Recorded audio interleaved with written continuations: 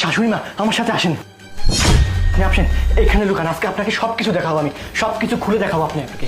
এখানে চুপ করে লুকিয়ে থাকেন আজকে আপনি। শান্তা, মা বললো একটু চা বানিয়ে দিতে। আজকে তো বুড়িটাকে, এই সমস্যা কি? তোর মার সমস্যা নাকি? যখন খুশি বলবে চা বানিয়ে নিয়ে আসতে, ওটা বানিয়ে নিয়ে আসতে, ওটা করতে।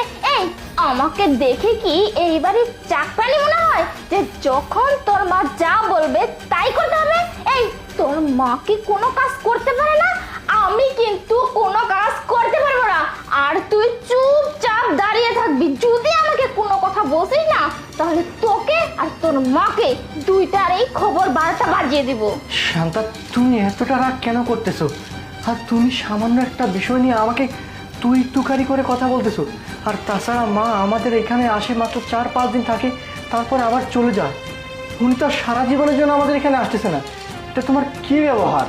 এই শোনো, তোমার মায়ের না বয়স ঠিকই হয়েছে, কিন্তু বুদ্ধি জ্ঞান এখনো হয়নি। আর তাছাড়া উনি কি বাড়িতে একা থাকতে পারে না? আমি যে বাড়িতে একা থাকি, কই আমার তো সমস্যা হয় না, তাহলে উনি কেন বারবার আমাদের বাড়িতে চলে আসে? ও তুমি বুঝতে পারোনি?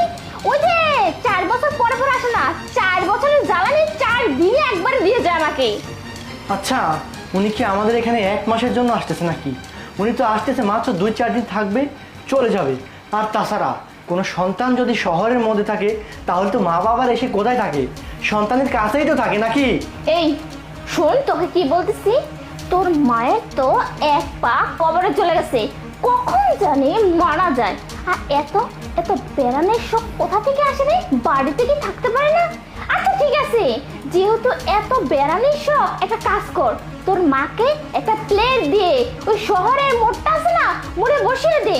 না হলে বল তোর মাকে পুরো শহরটা ঘুরে ঘুরে টাকা হাত পেতে নিতে, তাতে কিছু টাকা ইনকাম হবে আর তোর মার বেড়ানোও হবে।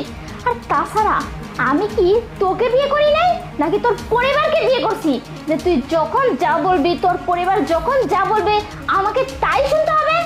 দেখ, আমি তোকে সাফ সাফ একটা কথা বলে দিচ্ছি, আমি এই বাড়ির বউ, কোনো কাজের মেয়ে না যে যখন যা বলবি আমাকে তাই শুনতে হবে। দেখো, তুমি সামান্য একটা বিষয় নিয়ে এমন কেন করতেছো? এটা কিন্তু ঠিক না। তুমি আমাকে কখন থেকে তুই তুকারি করে কথা বলতেছো? আমি তোমার স্বামী, একটু সম্মান দিয়ে কথা বলো। সাধারণ একটা বিষয়, যদি একটু মেনে নেওয়ার চেষ্টা করো সব কিছু ঠিক হয়ে যাবে। আর তাছাড়া আর কয়েকদিন পরে যখন অফিস ছুটি হবে আমি নিজেই বাড়িতে গিয়ে মায়ের সাথে দেখা করে আসবো। আর এখন মা আমার সাথে আসতেছে, একটু আসতে দাও না।